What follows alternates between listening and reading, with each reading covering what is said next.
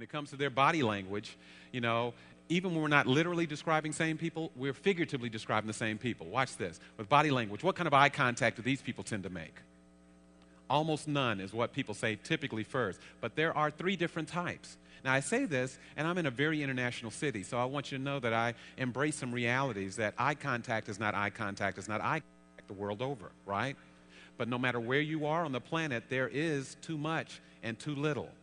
There is also good and bad, no matter where you are. The bar may move or shift left or right, but it's a consistent thing across the globe. When people make no eye contact, especially during critical conversations, what do we start thinking about them?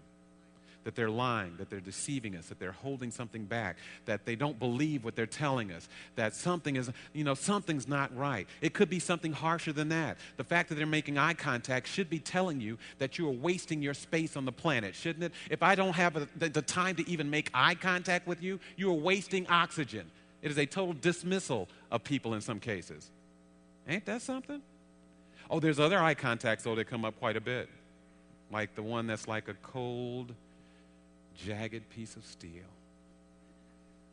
directed to look right through you.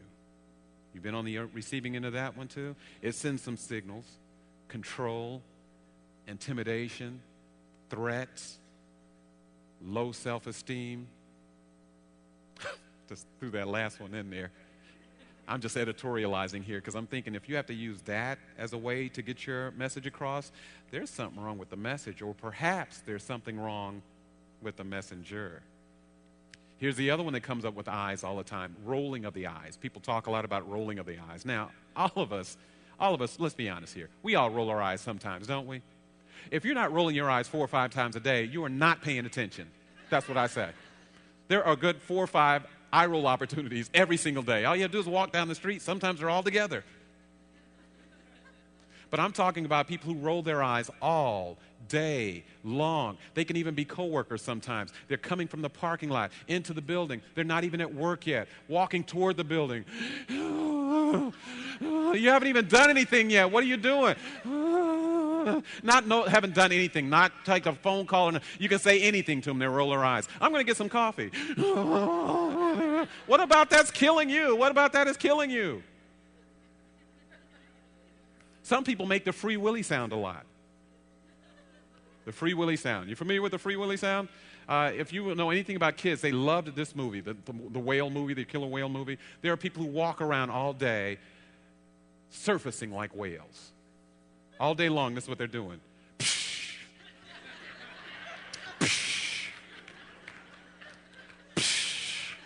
Usually goes along with these words. Yeah, right. Whatever. Yeah, right. Whatever. Now, all of us, to be real about this, we've all had a Free Willy moment, haven't we?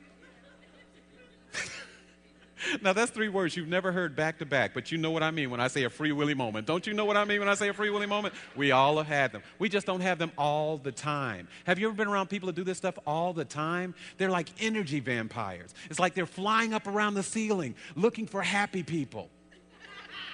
If they catch one of you having a good day, it can't be tolerated. They swoop down and bite you on the neck. They start draining the lifeblood from you. And you know how the legend of the vampire is. When the vampire bites you, what happens?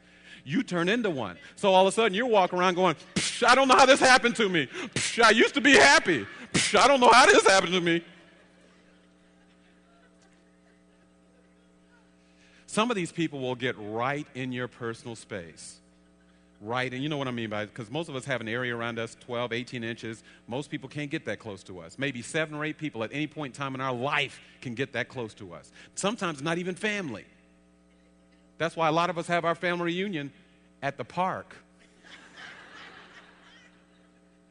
You laughing, where was yours? Spread out, spread out. We got food everywhere here. Somebody come get the children. Come get the children, please. Now, when we think about these people on the B list, how easy is it to agree with those folks? It's tough, isn't it?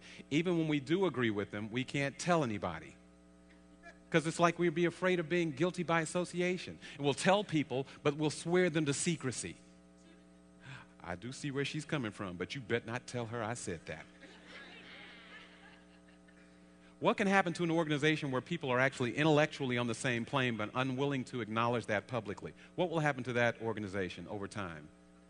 It will diminish and wither and die on the vine. So, what does this have to do with customer service? I'm guessing you probably know, but let's bring it home a little bit. Let's say I got a chance to talk to the last 5 customers that you served. Now, you know who they were. I don't really know. This is kind of a rhetorical conversation. But let's say I could find the last 5 customers you served. And I talked to them about the 93% rule, which, by the way, it's not a real deep concept. Everybody got their arms around the 93% rule already?